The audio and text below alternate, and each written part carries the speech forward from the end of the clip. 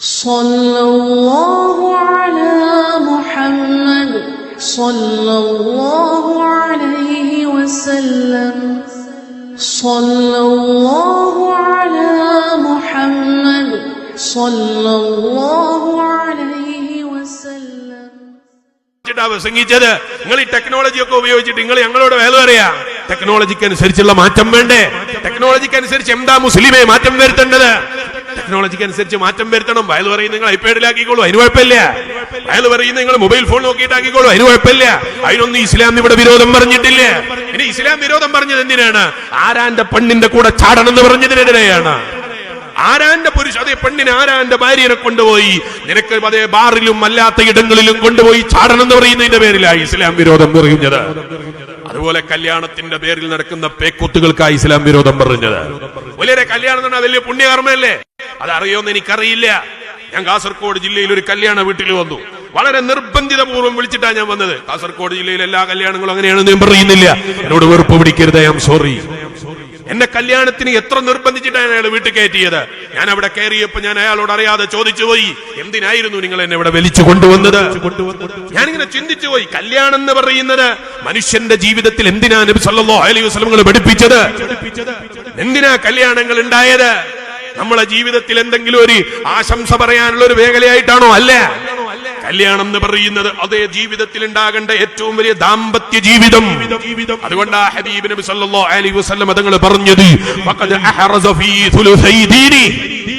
ഇന്നും ഞാൻ ഖുത്ബയിൽ കേട്ടിട്ടുണ്ട് ഒരു നിക്കാഹിന്റെ സദസ്സിൽ വെച്ച് നബി സല്ലല്ലാഹു അലൈഹി വസല്ലം പറയാണ്, നിന്റെ ദീനിന്റെ മൂന്നിലൊരു ഭാഗം നീ അതോടുകൂടെ പൂർത്തീകരിക്കുന്ന കർമ്മമാണ് മോനെ നിക്കാഹ്. ആ നിക്കാഹിന്റെ വേദികള്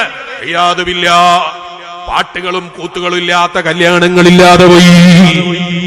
എന്തിനാ മോനെ നീ വിവാഹം കഴിക്കുന്നത് എന്ന് ചോദിച്ചാൽ, സുന്നത്തിനാണോ എന്ന് ചോദിച്ചാൽ അറിയില്ല എന്ന് പറയുന്ന മുസ്ലിം നാമധാരികൾ നമ്മളെ നാട്ടിൽ ജീവിക്കുന്നുണ്ടോ എന്ന് തോന്നിപ്പോകുന്ന വിധത്തിലേക്ക് നമ്മളെ കല്യാണ സദസ്സുകൾ മാറിപ്പോയി.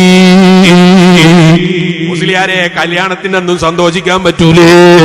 കല്യാണത്തിന്റെ അന്ന് സന്തോഷിക്കാൻ പറ്റൂല എന്നല്ല ഞാൻ വേറെ പറഞ്ഞത്, തെറ്റിദ്ധരിക്കരുത്. കല്യാണം നിങ്ങൾ സന്തോഷിച്ചോളൂ, നമ്മളൊക്കെ സന്തോഷിച്ചിട്ടുണ്ട്, എല്ലാരും സന്തോഷിക്കണം. പക്ഷേ ദീനിന്റെ വഴികൾ വിട്ടിട്ടായിക്കൂടാ, ദീനിന്റെ നിയമസംഹിതകൾ മറന്നിട്ടായിക്കൂടാ, അല്ലാഹു വിരോധിച്ചതായിക്കൂടാ.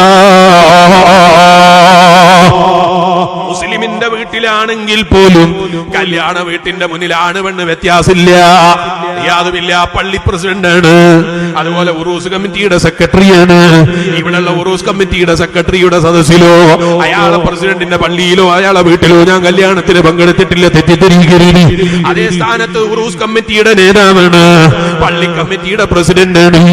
അതൊന്നും പള്ളി കമ്മിറ്റിയിലും പള്ളിയിലും പറയാനുള്ളതാണ്, എന്റെ വീട്ടിൽ പറയാനുള്ളതല്ല എന്ന് തോന്നിപ്പോകുന്ന വിധത്തിൽ നമ്മളെ വീടുകൾ ദീനിൽ നിന്ന് അകന്നു പോയാൽ, അള്ളാന്റെ ദീൻ അനുസരിക്കുന്നതിൽ നിന്ന് വിട്ടുപോയാൽ, എന്റെ വയല് കേൾക്കുന്ന മുസ്ലിമേ, ഇസ്ലാമിന്റെ ആശയങ്ങൾ കൊണ്ടുവരുന്ന വീടുകൾ പിന്നെ എവിടെയാ ഉണ്ടാകല് മുസ്ലിമേ?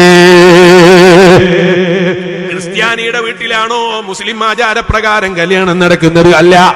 അത് ഹൈന്ദവന്റെ വീട്ടിലാണോ ഇസ്ലാമിക ആചാരപ്രകാരം കല്യാണം നടക്കേണ്ടത്? അല്ല. പിന്നെ എവിടെയാ? മുസ്ലിമിന്റെ വീട്ടിലാണ്. പക്ഷേ മുസ്ലിമിന്റെ വീട്ടിലും ഇസ്ലാമികപരമായി അംഗീകരിക്കാൻ പറ്റുന്ന കല്യാണങ്ങൾ ചുരുങ്ങിപ്പോയി.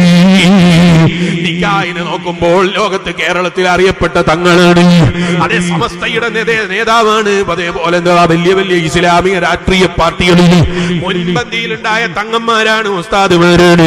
അവരൊക്കെ സ്റ്റേജിൽ നിറങ്ങിയാലോ അന്യപുരുഷനും അന്യപെണ്ണും സ്റ്റേജിന്റെ മേലെ നിറയലാ. ഇതിനെതിരെ വയല് പറയുന്ന മുസ്ലിയാരെ, നിങ്ങൾക്ക് ഇതൊന്നും മാറ്റി പറയാനായിട്ടില്ലേ? ഇതൊക്കെ 1400 കൊല്ലം മുമ്പ് വയല് പറയേണ്ടതാ മുസ്ലിയാരെ. ഇത് 6-ാം നൂറ്റാണ്ടാണ് നിങ്ങൾ വിചാരിച്ചത് അല്ലേ? ഇപ്പൊ ചില ചെറുപ്പക്കാർക്ക് അങ്ങനെ തോന്നുകയാണ്, നമ്മളൊക്കെ 6-ാം നൂറ്റാണ്ടിലേക്ക് ജീവിക്കണം എന്നാ അവര് പറയുന്നത്, നമ്മളൊക്കെ പഴയ കാലത്തെ ജീവിതം ജീവിക്കണം എന്നാ പറയുന്നത്. ഒരു സ്വാതന്ത്ര്യം ഇല്ലാത്ത മതം. തെറ്റിദ്ധരിക്കരുത് കൂട്ടുകാരാ, ഒരിക്കലും എന്നോട് 6-ാം നൂറ്റാണ്ടിലെ ജീവിതം ജീവിക്കണം എന്ന് പറയുന്നില്ല. അങ്ങനെയാണ് ഞാൻ വയല് പറയേണ്ടത് മൊബൈൽ ഫോൺ ഉപയോഗിക്കരുത്, ഹറാമാണ് എന്നാ അല്ലേ? മൊയ്ലിയാരന്റെ പ്രസംഗിക്കുമ്പോൾ മുന്നിലുള്ളത് മൊബൈൽ ഫോണല്ല, ഐപാഡ് മുന്നിൽ വെച്ചിട്ടാ പ്രസംഗിക്കുന്നത്. അതൊന്നും ഉപയോഗിക്കരുത് എന്ന് ഇസ്ലാം പറഞ്ഞിട്ടില്ലേ? പക്ഷേ ഹറാമിന്റെ വഴികളെ അനുവദിക്കാൻ നിർവാഹമില്ല. കല്യാണങ്ങൾ നിങ്ങൾ സന്തോഷിക്കണം, സന്തോഷിക്കണ്ടെന്നല്ലേ? സന്തോഷങ്ങളൊക്കെ അതൊക്കെ ആപേക്ഷികമാണ്. മുമ്പ് കാലത്തൊന്നും കല്യാണം കഴിച്ചിട്ട് ഒരാരും സന്തോഷിച്ചില്ലേ? എത്ര ഉപ്പാപ്പാരുണ്ട് എന്റെ ക്ലാസ്സിൽ. നിങ്ങൾ കല്യാണത്തിൽ നിങ്ങൾ സന്തോഷിച്ചില്ലേ? ഇല്ല വലിയാരെ. ഓരോട് ഇപ്പൊ തന്നെ ചിരിച്ചുപോയി. അന്നത്തെ സന്തോഷം ആലോചിക്കുമ്പോ എന്ന് ചിരിച്ചുപോയി. ഒരു കുറവും എനിക്ക് ഉണ്ടായിട്ടില്ല സന്തോഷത്തിന്. ഇപ്പോഴത്തെ ന്യൂ ജനറേഷനിൽപ്പെട്ട ചില ആളുകൾക്ക് ഇങ്ങനെ തോന്നും, പഴയ കാലത്തുള്ള ആളുകളൊക്കെ വൈഫൈ ഇല്ലാതെ എങ്ങനെയായിരിക്കും ജീവിച്ചിട്ടുണ്ടാകുക അല്ലേ?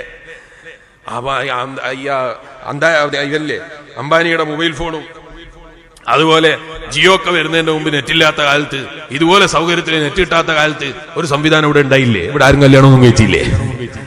ആരും സന്തോഷിച്ചിട്ടൊന്നുമില്ലേ? നമുക്കിങ്ങനെ തോന്നിയാണ് അന്നത്തെ കാലത്ത് നിന്നൊന്നും സന്തോഷമായിട്ടില്ല.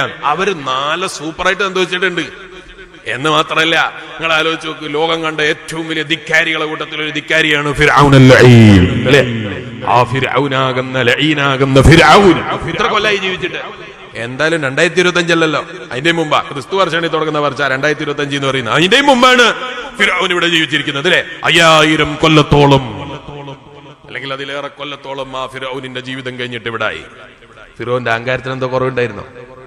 2025 ആകുമ്പോൾ വൈഫൈ ഉണ്ടാവും, ഇന്റർനെറ്റ് ഉണ്ടാവും, സംവിധാനം ഉണ്ടാവും, വാട്സപ്പ് ഉണ്ടാകും, ഇൻസ്റ്റാഗ്രാം ഉണ്ടാകും, സ്നാപ്ചാറ്റ് ഉണ്ടാകും, ഫേസ്ബുക്ക് ഉണ്ടാകും. ഞാൻ എന്ത് ഭരണാധികാരി, ഇതൊന്നും കാണാത്ത ഭരണാധികാരിയാന്ന് വിചാരിച്ചിട്ട് ആ ഫിർഔന്റെ അഹങ്കാരത്തിന് എന്തോ കുറവുണ്ടായിരുന്നോ? അവനെന്ന് പറഞ്ഞ വാക്ക് കേട്ടില്ലെങ്കിൽ ഞാൻ വലിയ പടച്ചോനാണോ, അള്ളാനെക്കാളും വലിയ പടച്ചോനാ ഞാൻ എന്നാവും പറഞ്ഞ്. എന്തോ കുറവുണ്ടായോ? ഒരു കുറവുണ്ടായിട്ടില്ല. നമുക്ക് തോന്നുകയാണ് നമ്മൾ എന്തൊക്കെയോ ആയിട്ടുണ്ട്. അന്നത്തെ കാലത്ത് ഇവിടെ വിവാഹങ്ങൾ നടന്നിട്ടുണ്ട് ഇല്ലേ? ഇല്ലേ? നിങ്ങളുടെ നാട്ടിൽ അന്നൊന്നും വിവാഹം നടന്നില്ല? അന്നും നടന്നിട്ടുണ്ട്, ഇന്നും നടക്കുന്നുണ്ട്. ഇവിടെ നാടെന്നുണ്ടോന്ന് എനിക്കറിയില്ല. നാട് എന്ന് പറഞ്ഞാൽ ഞാൻ ചോദിച്ചാൽ ലോകത്ത് വിവാഹം നടക്കുന്നുണ്ട് അല്ലേ? അന്നും നടന്നിട്ടുണ്ട്, ഇന്നും നടന്നിട്ടുണ്ട്. അവര് സന്തോഷിച്ചിട്ടുണ്ട്, നമ്മളും സന്തോഷിച്ചിട്ടുണ്ട്. നമ്മളെ ഉപ്പാപ്പാർ എത്ര ആൾ ഈ സദസ്സിലുണ്ട്? ഞങ്ങളോട് ചോദിക്കട്ടെ, ഒരു 25 കൊല്ലം മുമ്പ് ഇതുപോലത്തെ റോഡും ഇതുപോലത്തെ വണ്ടിയൊക്കെ ഉണ്ടായിരുന്നോ? ഇല്ല. ഒരു 10 കൊല്ലം കഴിഞ്ഞാലില്ലേ നമ്മളിപ്പോ ഇങ്ങനെ റോഡിൽ വർക്ക് നടന്നുകൊണ്ടിരിക്കണ്ടല്ലോ. നമ്മളെ മക്കളുണ്ടാവും, ഇങ്ങനെ വളർന്നു വരുന്ന 10 വയസ്സ് 5 വയസ്സൊക്കെ ആയ മക്കളുണ്ട്. അവരോട് ഒരു 15 കൊല്ലം കഴിഞ്ഞിട്ട് ഈ റോഡ് കാണിക്കുമ്പോൾ അവർക്കൊരു പുച്ഛായിട്ട് തോന്നും. കാരണം അതിനേക്കാളും വലിയ റോഡൊക്കെ പോലെ കണ്ടു കഴിഞ്ഞാൽ പിന്നെ ഇതൊരു പുച്ഛായിരിക്കും. വിദേശ രാജ്യത്ത് പോയി വന്ന ആളുകൾക്കൊന്നും ഈ റോഡ് വലിയ അത്ഭുതമായിരിക്കൂല, ആണോ? അവരിപ്പോ അഭിപ്രായം പറയാണ്, ഇത് 6 വരി പാത രണ്ടും കൂടിയിട്ട് ഒരു വരി സൈഡിന്റെ 6 വരി ആവേണ്ട കാലം പണ്ടങ്ങാൻ കഴിഞ്ഞു എന്നാ പറയുന്നത് അല്ലേ? അവർക്കത് അത്ഭുതമല്ല. നമുക്കിങ്ങനെ തോന്നുകയാണ് നമ്മൾ എന്തൊക്കെയായി, നമ്മളൊന്നും ആയിട്ടില്ല. അങ്ങനെ ആയിട്ടുണ്ട് എന്ന് നീ പറയുന്നുണ്ടെങ്കിൽ നീ എവിടെയാക്കണം? ഒരു മനുഷ്യന്റെ ഒരു നേരത്തെ ശ്വാസം നിൽക്കുമ്പോ ഞാൻ തരടാന്ന് പറയാൻ ഒരു ശ്വാസം കൊണ്ടാ നീ ആ കഴിയുമ്പോഴേ ഹോസ്പിറ്റലിൽ ഓക്സിജനും വെച്ചിട്ട് മരിച്ചു എത്ര ആളുണ്ടോ? ഓക്സിജൻ മൂക്കിന്റെ മേലെ വെച്ചിട്ട് ശ്വാസം വലിക്കാൻ കഴിയാതെ മരിച്ചു കിടക്കുന്നവരെ കണ്ടിട്ടില്ലേ നീ? ഓക്സിജൻ മൂക്കിന്റെ ഉള്ളിൽ ഉന്തിക്കയറ്റിയാ പോലും കയറാനുള്ള വകുപ്പുണ്ടാകൂല. ഇത് കയറണ്ടാന്ന് റബ്ബങ്ങ് തീരുമാനിച്ചാല് നമുക്കിങ്ങനെ തോന്നുക മനുഷ്യ ഒരുപാട് പുരോഗമിച്ചിട്ടുണ്ട്. കിഡ്നി മാറ്റിവെക്കൽ ശാസ്ത്രക്രിയയുണ്ട്.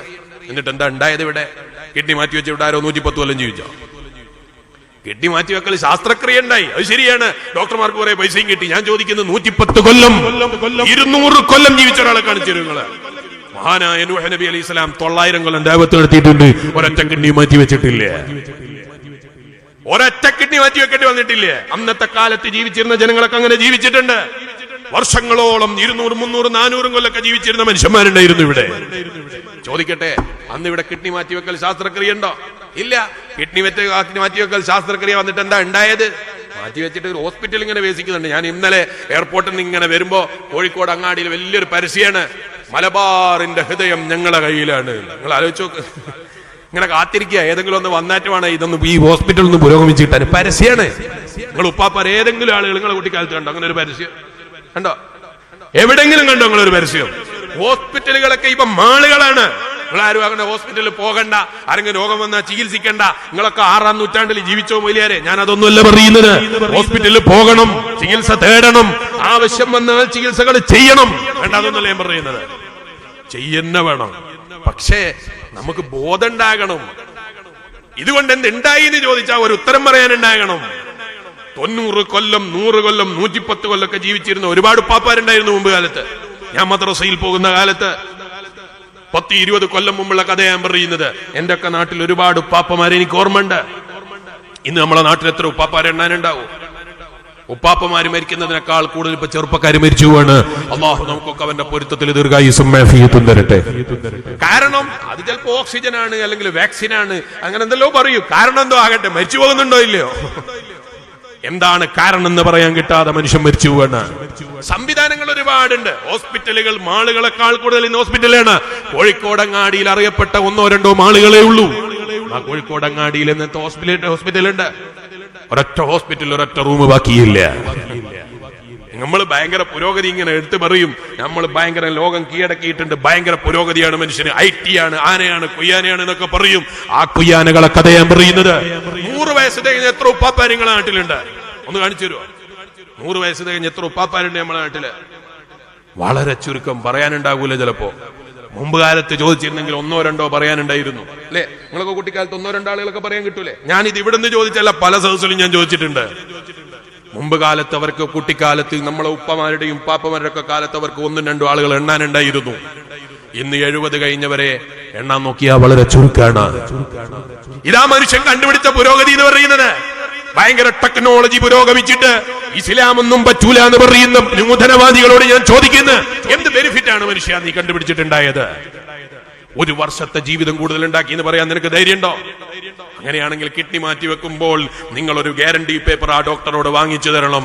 ഇത്ര വർഷം ഇയാൾ ജീവിക്കുന്ന ഒരു ഗ്യാരണ്ടി പേപ്പർ വാങ്ങിച്ചു തരാൻ ധൈര്യമുള്ള ഒരു ഹോസ്പിറ്റൽ കാണിച്ചു തരൂ. നിങ്ങൾ ധൈര്യമുണ്ടോ? ലോകത്തൊരു ഹോസ്പിറ്റൽ കാണിച്ചു തരുമോ? ഇവന്റെ കിഡ്നി മാറ്റി വെച്ചാൽ ഇവൻ ഇത്ര വർഷം ജീവിക്കൂന്ന് എഴുതി ഒപ്പിട്ട് തരുന്ന ഒരു ഹോസ്പിറ്റൽ കാണിച്ചു തരുമോ? നിങ്ങള് ഒച്ചയും കാണിക്കാനില്ല. കണക്കാക്കിയ ആയുസിന്റെ അപ്പുറത്ത് നീ എന്ത് കിഡ്നി മാറ്റി വെച്ചാലും ജീവിക്കൂല. അവിടെ നിങ്ങൾ ഈ ചികിത്സയൊന്നും ചെയ്യണ്ടെന്നല്ല ഞാൻ പറയുന്നത്, മറിച്ചോ ഞാനിത് പറഞ്ഞത് എന്തിനാണ്? ഞാനിത് പറഞ്ഞത് മനുഷ്യനെ ബോധ്യപ്പെടുത്താനാണ്, ഉത്ബോധനം നടത്താനാണ്.